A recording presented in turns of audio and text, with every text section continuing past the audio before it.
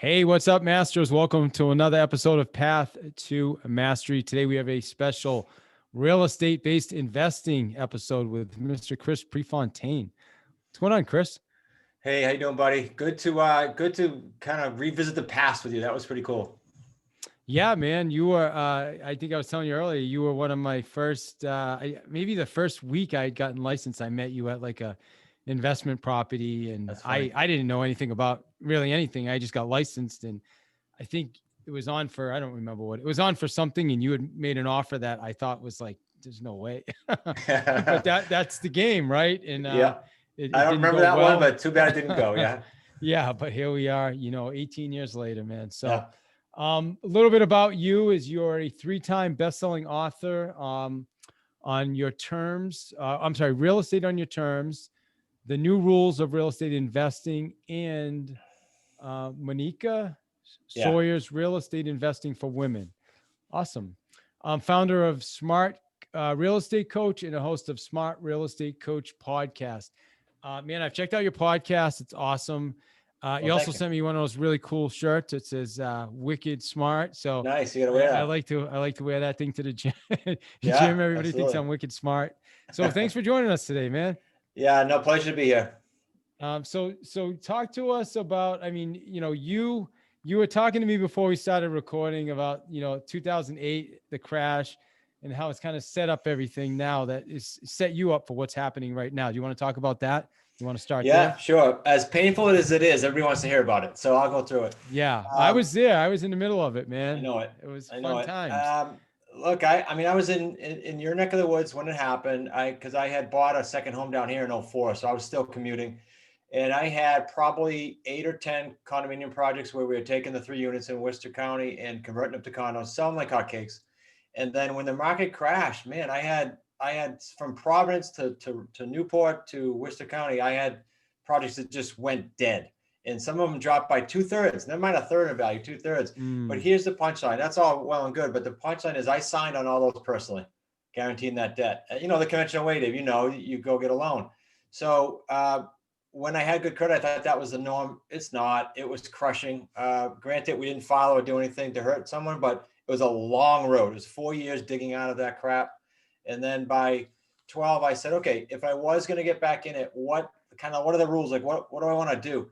And it was basically don't ever take out a bank loan. And so we've yeah. structured this buying on terms, which was the first book, and it's lease purchase and owner financing primarily. We do some subject to purchases, which is more advanced.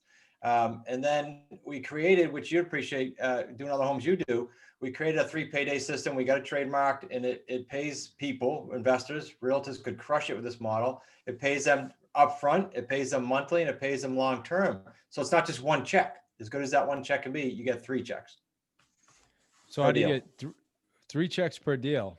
Yep. So that is, let's say you're the seller. I have your home tied up, owner financing or lease purchase. I'm going to bring in a buyer who needs time. And right now, as you know, it's rampant. COVID has pushed that even more so, but Yeah. people just can't get in the financing game yet because of the stringent criteria. So we do a rent to own vehicle with them. Payday one is their non-refundable down payment, because remember, they're a buyer, they're serious. Number two is the difference between paying on underlying debt or to the seller and what I'm collecting from them. So that's monthly. And the payday three is any markup I did on the home plus any principal pay down I Mm, gained over the course of the term. So it's super lucrative. We average around, because you're right in our area, about 75 grand is a strong average for all 3 paydays per deal. But we have wow. students as high as $250,000 who are in higher brackets. I'm on the lower end of that. I mean, that's awesome. And so you're seeing, so what kind of sellers are doing that? Are they people that maybe couldn't sell their house for some reason, or who does those? Yeah, you're already talking to them. They're expired listings. They're for rent by owners. We do a lot with, and for sale by owners. But I love the fourth criteria, which is again a little more advanced, and that is free and clear property. Like a third of the properties in the U.S. roughly are free and clear. And I love those because, like our office building, I just told you off here to stop by. I bought that owner financing, no underwriting, no bank, commercial loan, all that garbage. The gentleman owner financed us for 20 years, and no banks going through all that garbage and signing personally. So they're out there. We just happen to teach single family, but you can do this with any property. Yeah, that makes sense. So, all right, well, yeah, I mean, so you're talking to an expired seller and or for sale by owner for that matter, and Yep. let's say they need to move. somewhere else, they can't seem to find a buyer for their house, then this gives them another option. Is that Yeah, accurate? you've done enough calls. So here's my script. If I talk to you as an expired or a FISBO, the main thing is, hey Dave, if I get you to your price, I don't even know your home yet, but if I can get you to your price, are you able to wait if they have equity? Are you able to wait for any equity, or do you need your cash now to go buy a house? And if they do, I can't help them because I'm not going to pay cash. They should go sell with a realtor, get whatever they can get for it, and move on. But if they can wait, they're going to get more net, no question, over time. So what you're doing is you're essentially flipping it to another buyer. And while you're finding Well, the buyer, you're collecting rent. Is that accurate, or is there? somewhat. So here's how it works. Let's use some numbers. Let's say your house, we agree, is worth about 300, didn't sell in the open market for whatever reason, Mm-hmm. and you owe 250. I'm going to talk lease purchase now. Owner financing is better, but let's talk basic. I say to you, Dave, once I find my buyer and install them in your home, because now I have an agreement with you as a lease purchase agreement, but it's contingent upon me finding someone. I'm not going to just take your payment over.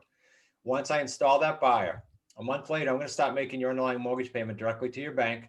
I'm going to take over all responsibilities for maintenance, repair. So you're not worried about it. All you know is one thing. I got my 50 grand protected between what I thought I was going to get in the market and what I owe. And I'll get that at the end of the term. Let's just say 36 months. You get that and a payoff of your mortgage. I'm going to benefit from the principal pay down, but you locked in your 50. You know that's all you get. And then I install my buyer and away we go. We collect a monthly check from them and get them mortgage ready over time. All right. Cash Yeah, everybody out. Yeah, it seems like it's. I mean, it seems almost too easy. I don't. Everybody There's says got to that. be some catches here. But what? So where do you find the buyers for these? Yep, the buyer's the easy part, believe it or not, because there's so many that can't qualify right now. I mean, I did like a recent deal in Northborough, Mass, near you, $500,000 house.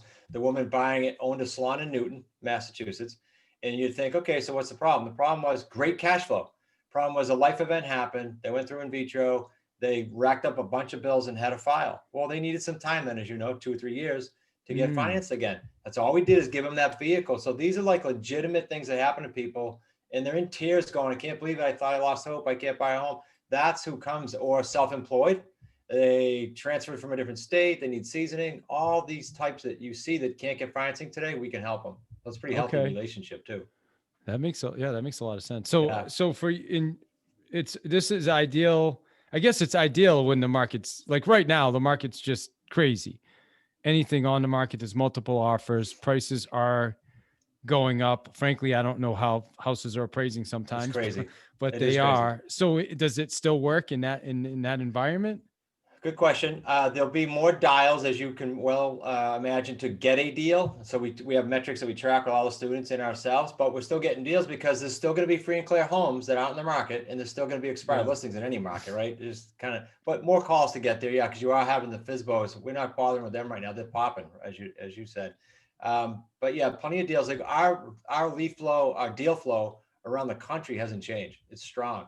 It's just more dials. As long as you understand the expectations, right, you can manage it. Yeah, I mean, that's really good. I think it's definitely a tool that we should all have in our tool belt. That's for sure.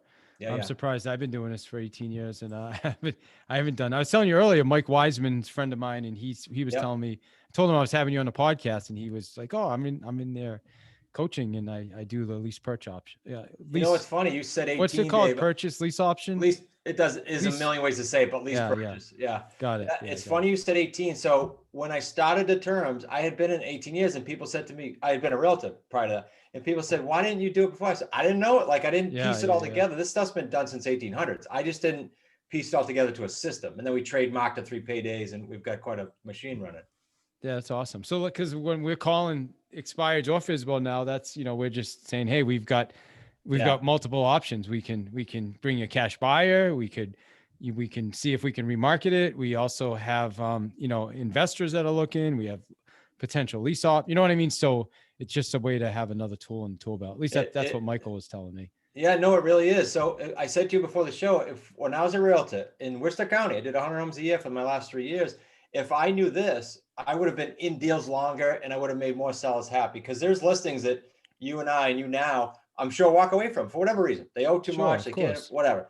So people that are over leveraged or right at leverage and they can't afford a commission, all those things that you couldn't do, you can do now. You can do it on terms, and they're happy because now you're like the expert, giving them whatever morally and ethically works for them. Yeah, well, also what works, Chris, and for everybody listening to this is the person that has options. So many agents are just calling and reading a script to somebody, I agree. but when you call up and you actually have real options that can help someone, then yeah, you're gonna go As a an lot expert. further. Yeah, Yeah, big time. absolutely. Let me ask you this. I mean, we're in some interesting times as we're recording this right now, January 2021. Yeah. One of the notes you sent talked about chaos, right? And Yeah. operating current chaos. It Coronavirus, um, political craziness going on right Yeah. now. No inventory. I mean, I don't know if it gets any more chaotic than that. I know it. Look, this model was built right after '08.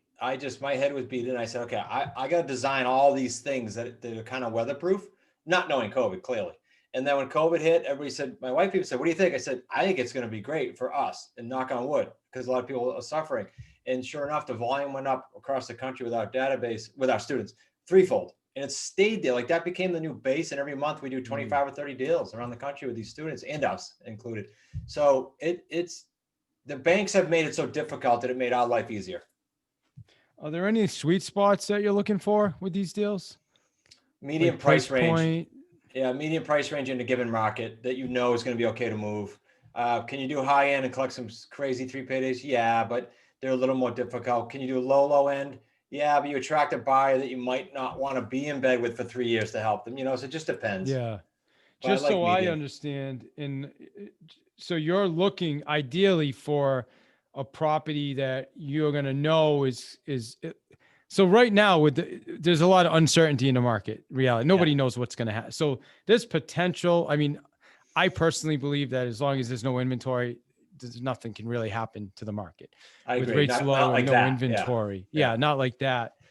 But ideally you want a market that's stable or at least on the uptick, right?